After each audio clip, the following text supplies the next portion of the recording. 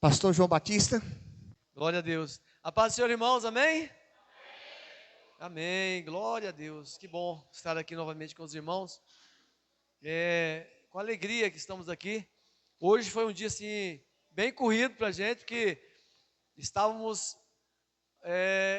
perto de Bela Vista, lá uns 18 quilômetros de chão, lá nos atoleiros lá. Nós fomos numa chácara lá para comemorarmos, né, a celebração de 10 anos, ou refazer os votos de casamento de um dos nossos filhos, o Arley, é o nosso filho de criação. E ali, nada, né? Enrolou um pouquinho, choveu e, meu Deus do céu, graças a Deus, eu nem olhei meu carro por fora, porque eu não quero nem saber como é que ele está, porque eu acho que foi um rally dos sertões. Mas estamos aqui, graças a Deus, ficamos preocupados, falando, meu Deus, se não der para chegar, meu Deus do céu, né? Mas Deus abençoou que estava aqui. Veio conosco o pastor Leonardo, que eu falei, pastor Leonardo, se qualquer coisa der errado, você vai ministrar. Olha que eu cheguei e falei assim, ufa, pastor, graças a Deus. Mas é assim mesmo, né? Rever vários irmãos, rever pessoas que a gente ama muito, pessoas que estão no nosso convívio, né, Abril, né, senhor? Eu não gosto muito de vocês não, mas fazer o quê, né? A gente tem que tolerar vocês. Brincadeira, irmãos, são pessoas do nosso coração. Palavra de Deus, o tema da festa, 22 anos de aniversário da Igreja de Cristo aqui no Recanto Bosque. E com muita alegria estamos aqui. A palavra, o tema, está lá em Romanos, capítulo 12, versículo 2, um texto bem conhecido, um texto que os irmãos já digeriram bem ele. Eu quero que os irmãos preparem também Levítico capítulo 2. Levítico capítulo 2, tá? Vocês deixam preparado lá em Romanos. Romanos capítulo 12, versículo 2. Nós vamos pegar na parte finalzinha do versículo, que eu já falo para os irmãos. E vamos ver também Levítico capítulo 2. Que nos fala, a nossa mensagem, ela vai ser baseada em Levítico. Mas vocês não vão entender por que nós estamos indo para Levítico. Acharam aí Levítico capítulo 2? Glória a Deus. Então, primeiro vamos lá em Romanos. Capítulo 12, versículo 2, diz assim: E não vos conformeis com este século, mas transformai-vos pela renovação da vossa mente. Para quê? Para que experimenteis qual seja a boa, agradável e perfeita vontade de Deus. Ok. Eu tenho certeza que o bispo Flávio ontem falou sobre esse texto. Ele deve ter falado sobre a origem da palavra transformai-vos. Ela acontece, se não me engano, 2 vezes na Bíblia somente. Aqui, no livro de Romanos, na carta de Romanos, e também quando Jesus transfigurou, que é a palavra metamorfos. Essa palavra, ela traduzida quer dizer mudança de forma. Nada mais, nada menos que isso. Mudança de forma. Você tem uma forma e muda para outra. E a gente usa, na biologia, usa-se a metamorfose, que é a lagarta que vai virar uma borboleta. Uma coisa totalmente diferente da outra. Beleza? Então, a palavra nos chama a atenção para o seguinte detalhe. Mudança, transformação. Para quê? Para que experimenteis qual seja a boa, perfeita e agradável vontade de Deus. E qual que é a agradável vontade de Deus? O versículo 1 fala. E Paulo diz, olha, eu peço aos irmãos, rogo-vos que apresenteis os vossos corpos por sacrifício que vivo, santo e agradável a Deus, que é o vosso culto racional. Mas que vocês, para que vocês possam experimentar a boa, perfeita, agradável vontade de Deus, vocês terão que ser transformados. E o que é interessante é que essa palavra metamorfose, ela indica que a mudança, ela não acontece primeiramente por fora, mas ela acontece primeiro por dentro. Então ela vem de dentro para fora. E baseado nisso, e pensando nisso, eu busquei do Senhor, eu falei, Senhor, o que o Senhor tem para nós naquela noite? Já tem, desde que a pastora nos deu, mandou o tema, eu não lembro, deve ter nada, uns 15, 20 dias, não sei exatamente, e eu tenho buscado o Senhor e pedido que Deus direcione. E Deus nos direcionou lá em Levítico, para que nós possamos experimentar qual seja a boa, perfeita e agradável vontade do Senhor, para que nós sejamos transformados, para que tenhamos uma mudança radical em nossas vidas, de acordo com o que Deus quer. E Deus me levou a nós estudarmos e meditarmos sobre oferta de manjares, lá em Levítico. Está em capítulo 2, fala no versículo 1 e 2, depois do versículo 4 ao versículo 8, e depois do 13 ao 15. Fica tranquilo que eu vou falando para os irmãos vão acompanhando, tá bom? Levítico 2, 1 e 2. Quando alguma pessoa fizer oferta de manjares ao Senhor, a sua oferta será de flor de farinha, nela deitará azeite e sobre ela porá incenso. Levá-la aos filhos de Arão, os sacerdotes, um dos quais tomará dela um punhado da flor de farinha e do seu azeite com todo o seu incenso e os queimará como porção memorial sobre o altar. É oferta queimada de aroma agradável ao Senhor. Agora versículo 4 ao 8. Quando trouxeres oferta de manjares cozida no forno, será de bolos asmos de flor de farinha, amassados com azeite, e obreias asmas untadas com azeites. Se a tua oferta for de manjares, cozida na assadeira, será de flor de farinha, sem fermento, amassada com azeite. Em pedaços a partirás e sobre ela deitarás azeite, é a oferta de manjares. Se a sua oferta for de manjares de frigideira, far-se-á de flor de farinha com azeite. E a oferta de manjares que daquilo se fará, trarás ao Senhor, será apresentada ao sacerdote, a qual o levará ao altar. Agora do 13 ao 15. Toda oferta dos teus manjares temperarás com sal. A tua oferta de manjares não deixarás faltar o sal da aliança do teu Deus. Em todas as tuas ofertas aplicarás sal. Se trouxeres ao Senhor oferta de manjares das primícias, farás a oferta de manjares das tuas primícias de espigas verdes, tostadas ao fogo, isto é, grão esmagado de espiga verde. Deitarás azeite sobre ela e por cima lhe porás incenso. É a oferta de manjares. É interessante que quando nós olharmos o versículo 11 e também o versículo, depois no versículo 2, nós vamos ver algo interessante. Versículo 1. Porá nela incenso. O versículo 11. Nenhuma oferta de manjares que fizerdes ao Senhor se fará com fermento, porque nenhum fermento e mel nenhum queimarás por oferta ao Senhor. Amém. Pai, muito obrigado mais uma vez pela tua palavra, pelo teu amor e pela tua bondade.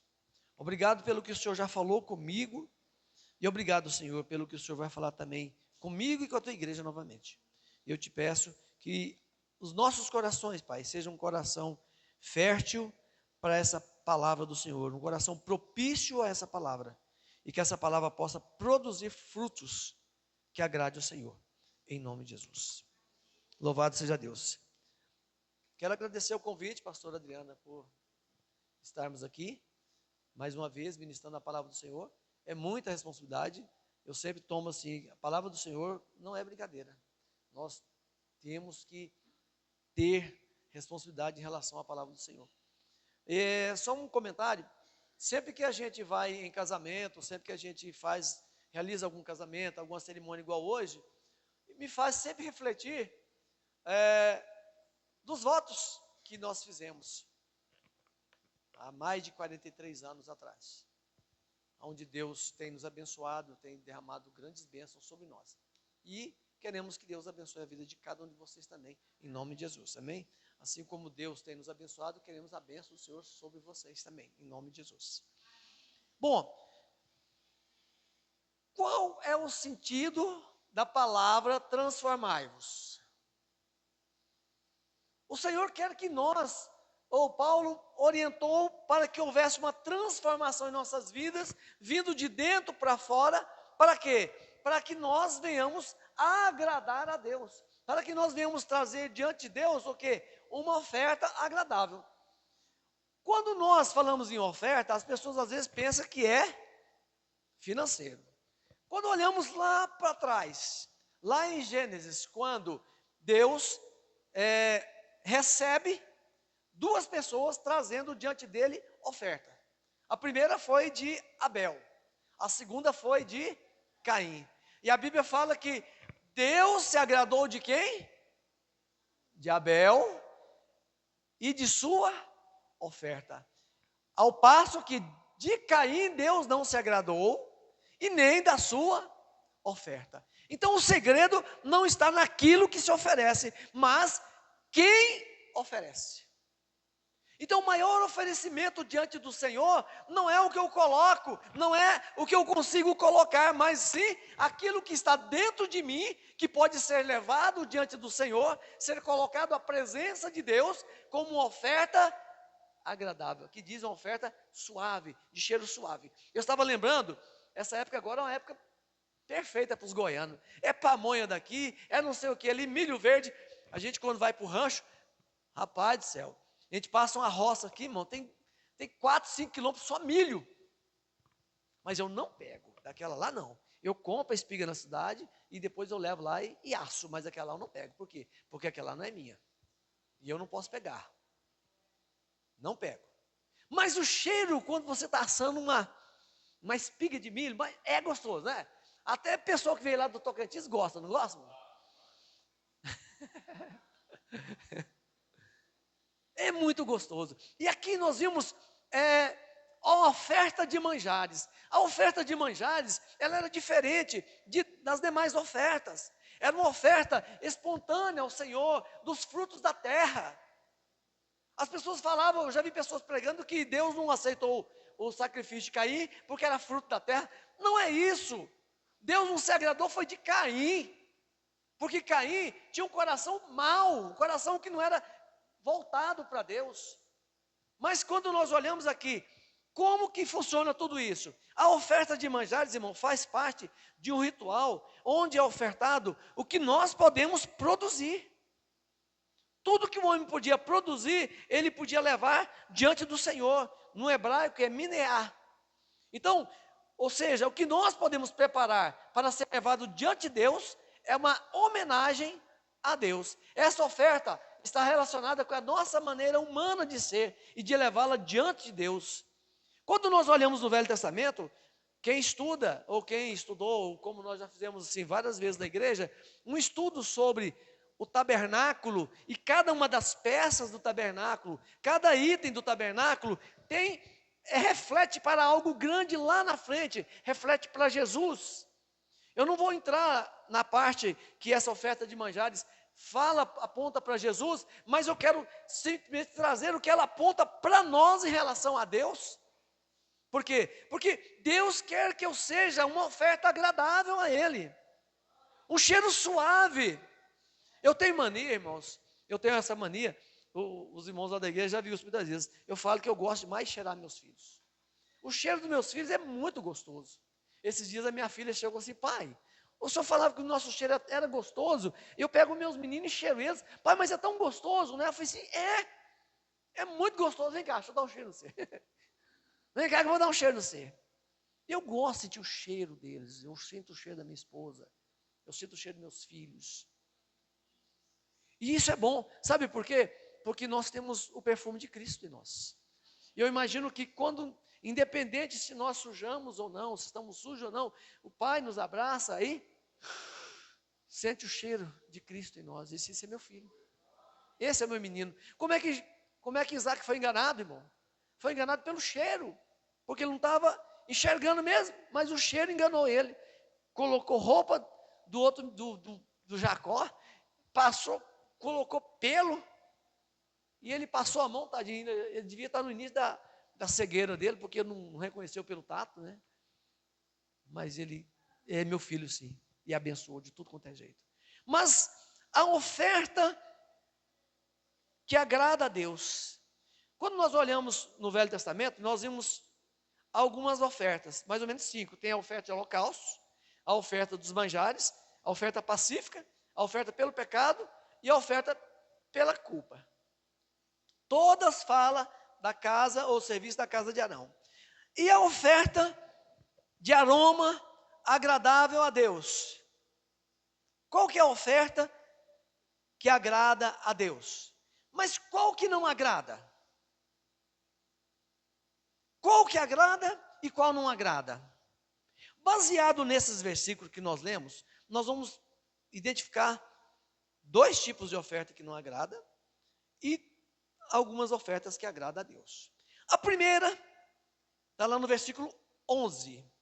Nenhuma oferta de manjares que fizerdes ao Senhor se fará com fermento. Nenhuma oferta se fará com fermento. Por que sem fermento? É tão interessante que,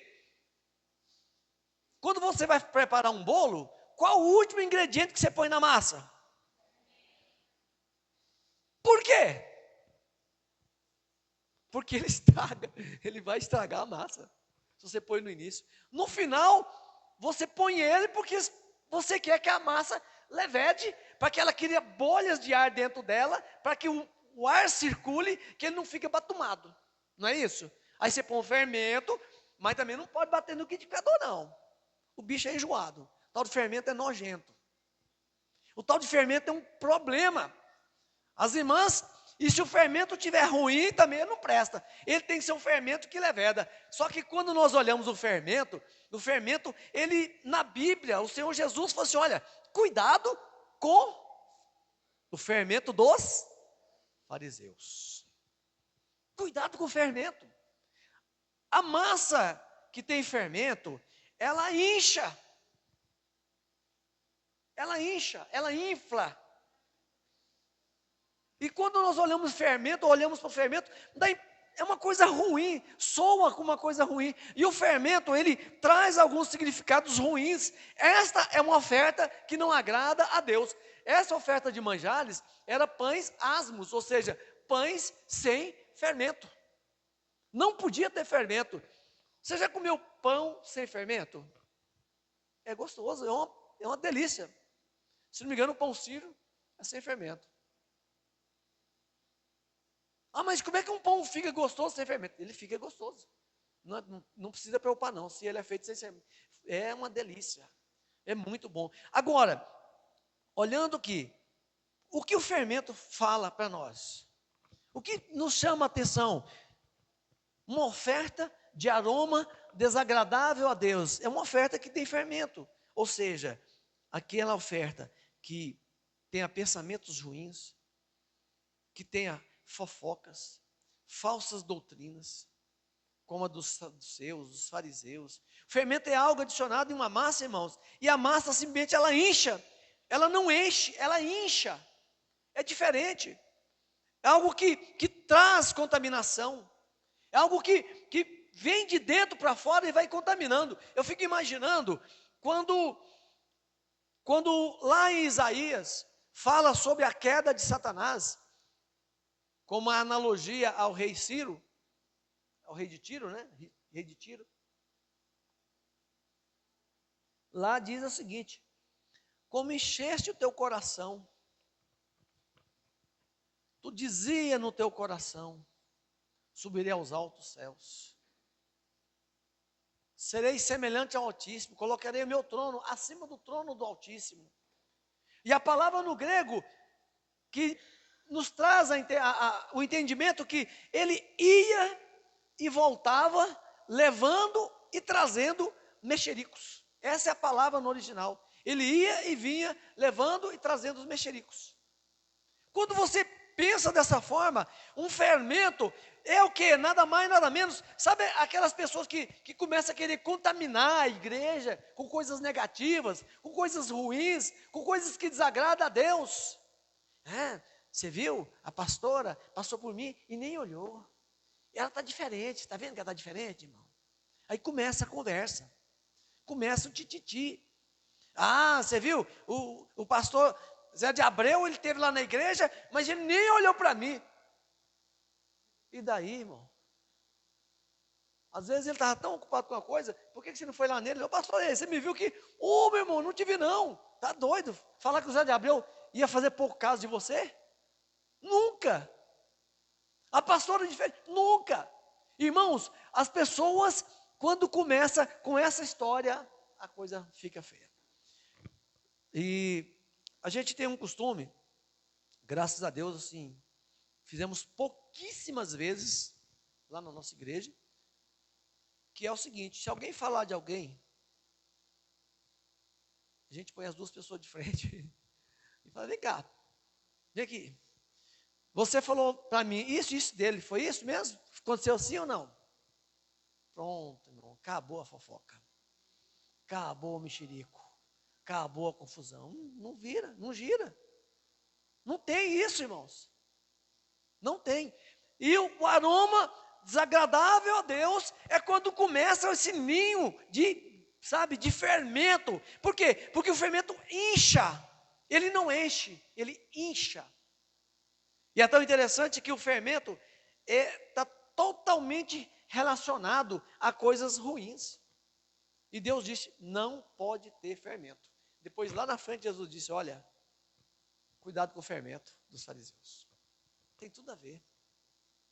Quando a pessoa fala: não tem nada a ver não. Tem tudo a ver, irmãos. Essa não é a senha para entrar no céu, não. Tem tudo a ver, sim. E a segunda coisa, que está no versículo 11 também, é o mel. Ele diz o seguinte, que não podia ter fermento e nem mel. Mel, irmãos, é uma coisa natural, é produzido no campo, é produzido nas coisas naturais. E o mel fala de coisas naturais. O mel é algo tão natural que nos ensina acerca da natureza humana, ou seja, as obras da carne. Em Corinto, havia uma preferência, né, natural, ou seja, divisões, havia panelinha, pessoas que não se misturavam umas com as outras. Umas diziam: eu sou de Paulo, outras diziam: eu sou de Pedro, eu sou não sei o que lá. Cada um queria puxar para um lado e querendo ser melhor do que o outro. E o outro vai dizer que ele é melhor que todo mundo, dizia: eu sou de Cristo, acabou. Sou melhor que vocês. Tinha agora até o partido de Cristo é por isso que chama partido, né? Porque não é unido, é partido. Lá estava o fermento e agora estava o mel. Não pode ter. Olha só o que a gente entende. O fermento e o mel é algo que muitas vezes nós não discernimos. O fermento você pode discernir, mas o mel muitas vezes você não discerne ele. O mel muitas vezes você não sente ele. Naquela época não havia açúcar. Naquela época as pessoas, quando queria coisa doce, ela usava o mel. Por isso que quando os espias voltou, ou quando você vê tantas profecias, tantas promessas, Deus dizia: uma terra que destila leite e mel. Ou seja, leite sustentava a vida e o mel trazia. Quando você faz um pudim, quando você faz uma coisa gostosa, você está esbanjando, você está se exuberando. Não, eu tenho o suficiente, agora eu vou comer um pudim. Se tivesse o irmão Manel aqui, né, irmão? Né, Léo? Se o Manel da igreja estivesse aqui, ele já estava lambendo os lábios aí de pudim, porque ele gosta de pudim. E todo mundo, às vezes, quando vai dar um presente para ele, fala: ei, Manel, não tem pudim hoje não. Mas lá estava. Muitas vezes, irmãos, o mel, nós não conseguimos discernir, mas se nós não conseguimos discernir o mel, significa que às vezes é aquilo que mais mais gostamos em nossas vidas. É o que pode estar nos atrapalhando. É aquilo que fala o que a boca está cheia ou fala o que o coração está cheio. Então o mel é isso, é aquilo que está lá no profundo, que às vezes não dá para você discernir, mas está lá dentro. Mas tanto o fermento como o mel, eles estão associados um ao outro, e ele traz um aroma desagradável ao Senhor. Deus disse, não queimarás com fermento e nem com mel na oferta ao Senhor. Não faça isso. Não faça isso. Que mal há nisso? Às vezes a pessoa pergunta, não, mas o que tem? Não, a pastora está sendo tão radical, o pastor está sendo tão radical, que tem? Esse é o problema. Tem uma música do Shot Santo, que ele fala assim, tem nada a ver, isso é normal. Eita coisinha, que faz o crente se dar mal. Aí ele começa a falar um monte de coisa lá, e às vezes você não concorda nem com ele, em tudo. O que tem? Cervejinha light, não sei o que lá, ele vai cantando, isso é a música dele, tá, irmãos? Se você perguntar para mim, eu também não concordo, não. Não tem necessidade. Uma vez uma pessoa falou, você bebe? Eu falei, não. Então você... e você gosta disso? Eu falei, eu gosto, mas eu não faço. Mas então você está perdendo tudo. Eu falei, pai, vou dizer uma coisa para você, com toda seriedade. Se eu tiver certo, e você, se eu tiver errado, e você tiver certo, eu não perdi nada. Agora, se eu tiver certo, e você tiver errado, você perdeu tudo. Aí já era, você perdeu tudo. Por causa dessa coisinha que você está falando que não tem nada a ver. E tem a ver, irmãos. Esse problema, eu estou uma vez no ministério da igreja, a senha. Por que a senha? Porque para você acessar qualquer banco, qualquer coisa, você tem que ter uma senha. Vai fazer um login, tem que ter senha. Qualquer login que você vai fazer, tem que ter uma senha. Para entrar no céu, tem senha? Tem. A senha é OBDC. Pode guardar aí que você... Qual que é a senha para entrar no céu? Viu aí que maravilha? Essa é a senha certinha. Você cumpriu ela, irmão, dá certo, não dá problema. Bom, e a oferta que agrada a Deus? Oferta de aroma agradável. Levítico capítulo 2, versículo 1 diz, quando alguma pessoa fizer oferta de manjares ao Senhor, a sua oferta será de flor de farinha. Nela deitará azeite e sobre ela porá incenso. Irmão do céu, que versículo rico. Que versículo rico. Flor de farinha. Irmãos, o pessoal falava de pão de ló. Vocês lembram de pão de ló? Bom, minha avó falava de pão de ló. E eu louco para comer pão de ló. Pequenininho, vai comer, come, irmão. Mal tinha os arroz com feijão para a gente comer. Que pão de ló? Pão de ló seria a exuberância, seria aquilo que... Não, eu vou me ostentar agora, Abreu, vou comer um pão de ló. Na minha época era assim. Vamos comer um pão de ló. E pão de ló. Aí depois de velho, eu tive condições de comer um pão de ló. Eu olhava assim, mas que... Parecia que isso era do outro mundo, parece que foi um extraterrestre que veio aqui, criou o pão de ló e pôs junto com as pirâmides lá do Egito e abriu um Stargate lá, sei lá, criou um subverso, um multiverso, e foi... Nada. Como é que passa na cabeça da gente? Mas, voltando ao assunto, pensa num texto rico, o versículo 1. Flor de farinha. Irmãos, eles tinham que refinar aquela farinha, refinar o trigo e torná-la de uma forma mais, sabe, quando você destila a mandioca e faz o fubá, quando você destila o milho e faz o creme de milho ou a araruta, da mesma forma era a flor de farinha. Ele tinha que, como que fosse destilar, tinha que afinar, aperfeiçoar, para tornar. Então exigia muito trabalho, muita dedicação, não era qualquer um que fazia. mas as pessoas, eles aprenderam a fazer esse tipo de coisa. E isso era que agradava ao Senhor, ou seja, ele pegava a flor de farinha e colocava naquela flor de farinha o quê? A primeira coisa que ela colocava era o incenso. Incenso. Deitará nela azeite.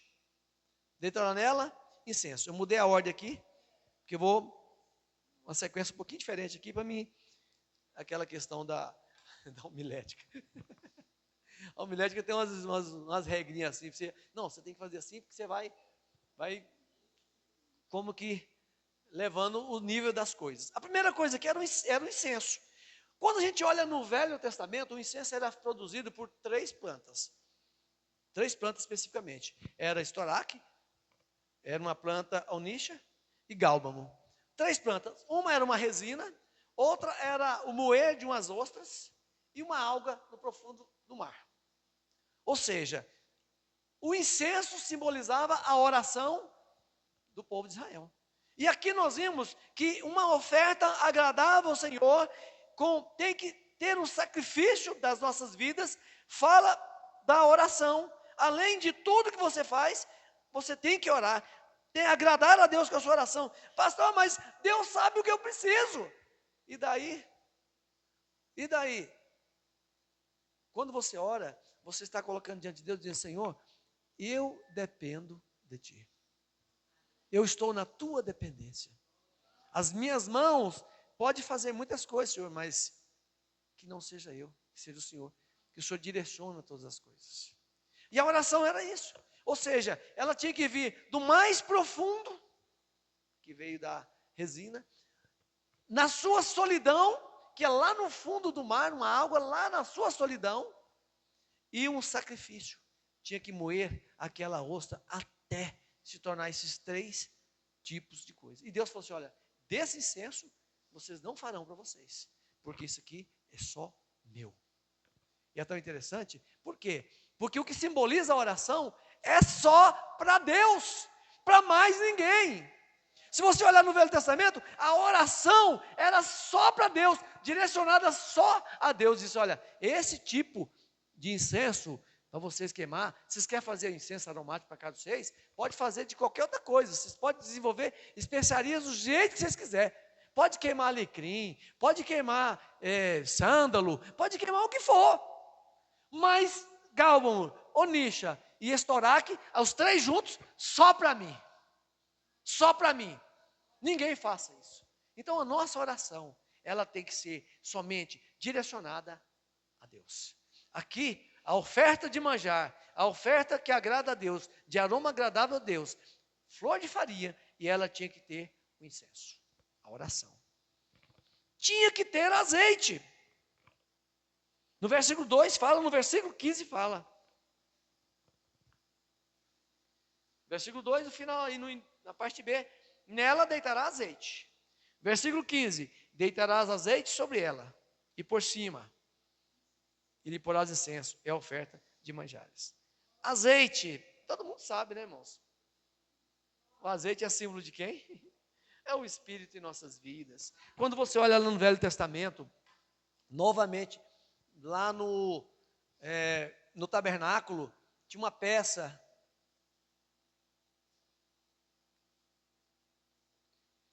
única, chamada candelabro. O candelabro ficava no lugar santo.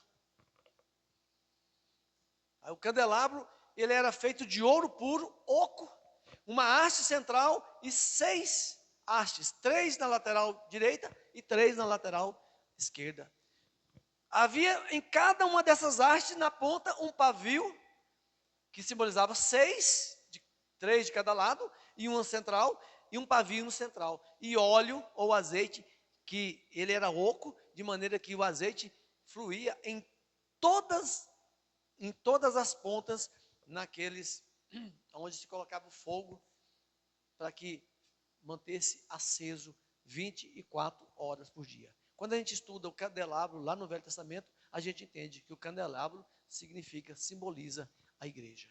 Ou seja, a igreja, ela só tem luz se ela estiver ligada na videira verdadeira e produz luz, porque nela tem azeite. E o cristão, para que ele traga uma oferta agradável a Deus, através da oração, ele tem que ter azeite na sua vida, porque é o azeite que vai produzir luz. E esse azeite é o Espírito Santo em nossas vidas. Nós precisamos do Espírito Santo em nós.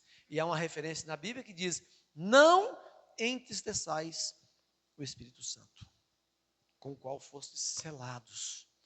Selado com o Espírito Santo não tem nada a ver com o batismo com o Espírito Santo. São duas coisas diferentes. Por quê? Porque quando a pessoa arrepende seus pecados, entrega a sua vida para Jesus, como disse o hino aqui, a minha alma estava longe dos caminhos do Senhor, mas o Senhor nos alcançou, e Ele derramou sobre nós o seu Espírito, Ele colocou em nós o seu azeite, uma unção. O mundo olha, o diabo olha no mundo espiritual, e ele vê a luz de Cristo em sua vida, e isso é uma oferta agradável a Deus, um aroma suave a Deus, agradável. E o terceiro ponto, tinha que ter espigas verdes tostadas ao fogo. Irmãos, espigas verdes tostadas ao fogo. Que coisa maravilhosa. Aqui fala de novo convertido.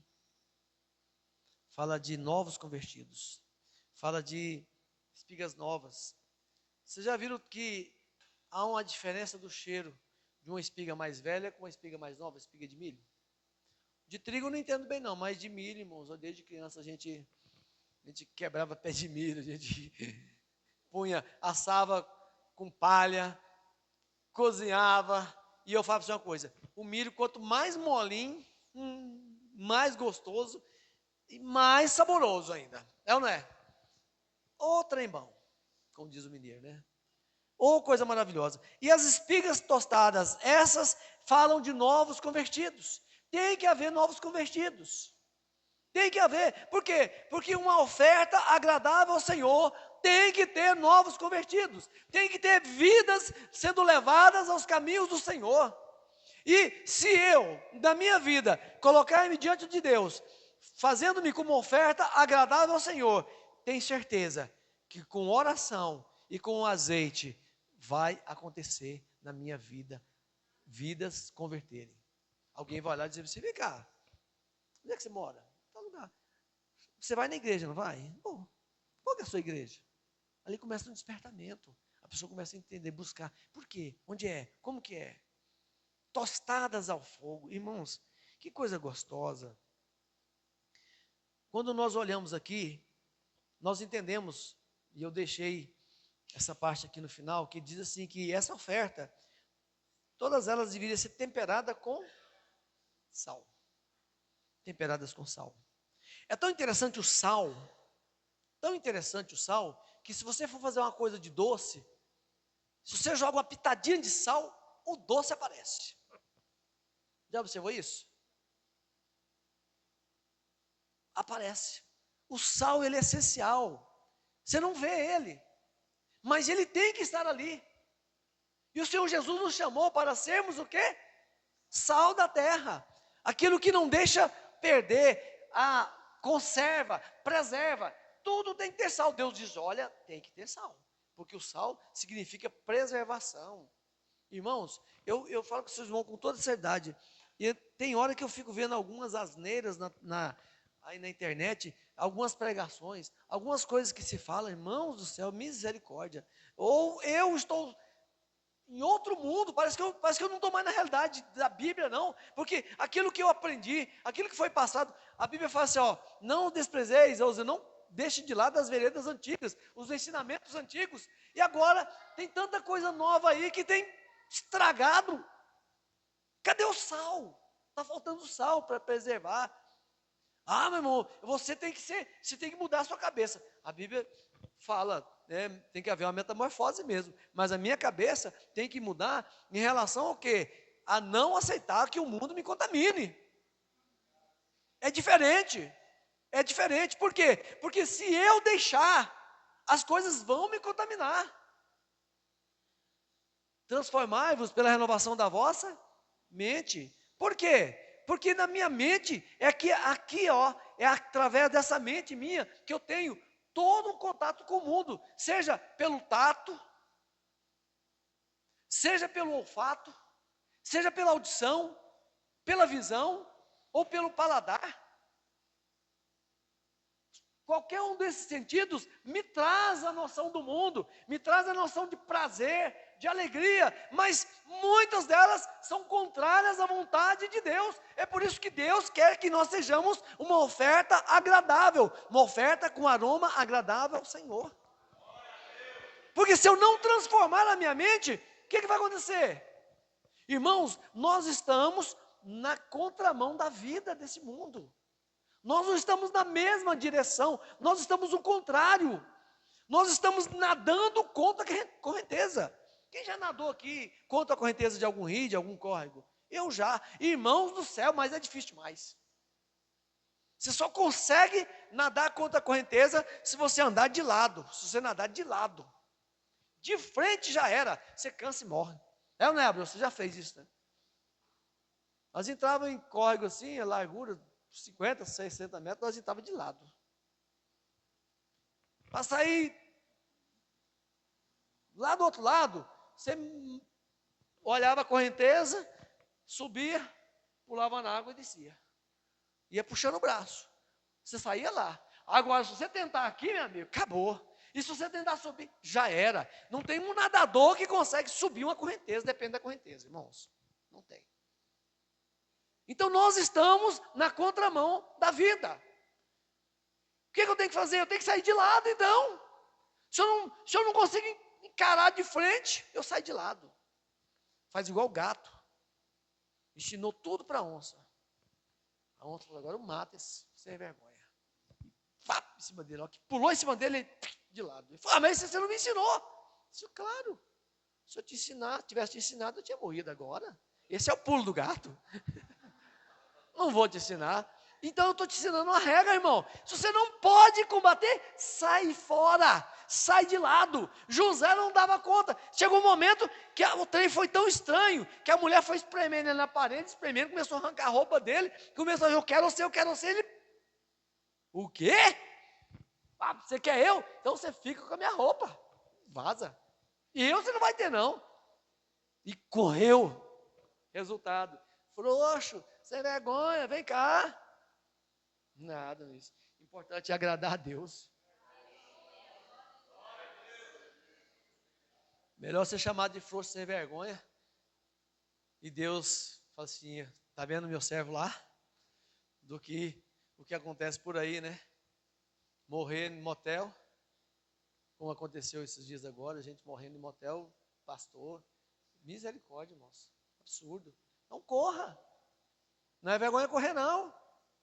Não é vergonha, não. Mas eu digo você com toda seriedade: se a tua oferta tem incenso, tem azeite e tem, consequentemente, espigas verdes, e você não vai conformar com este mundo, de jeito nenhum. Então, essa oferta, irmão, deveria ser temperada com sal. Você é sal, você é que vai preservar as coisas. Agora, outra coisa que nós vamos falar, e já estamos encerrando, tá, irmãos? Todas elas tinham que ser levadas ao fogo. Todas elas tinham que ser levadas ao fogo. É interessante que fala de assada, fala de tostada e fala de frita. Tudo ali na presença do Senhor. Cada um tem um cheiro diferente, não tem? Quando você chega em casa tem um bolo assando, que gostoso. Mas quando você chega em casa e que está fazendo ali um terereco na frigideira, vocês conhecem terereco? Não? Meu Deus do céu. Depois eu passo a receita para vocês lá fora, tá? Quem quiser. É uma das coisas mais gostosas que tem. Coisa de mineiro. Simples. Até eu dei conta de fazer. Então é simples demais. Um terereco lá na frigideira, um omelete. Nossa, né? Você sente o cheiro do omelete de longe. Que trem gostoso. Ou então frito também. Vai longe. Meu Deus do céu. Todas as ofertas eram levadas ao fogo. Todas as ofertas levadas ao fogo. O fogo fala de quê? Purificação. Purificação.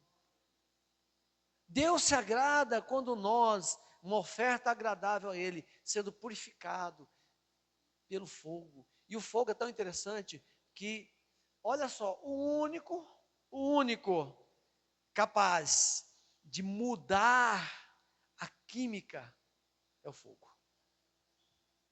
O fogo muda a química, muda as moléculas, muda tudo.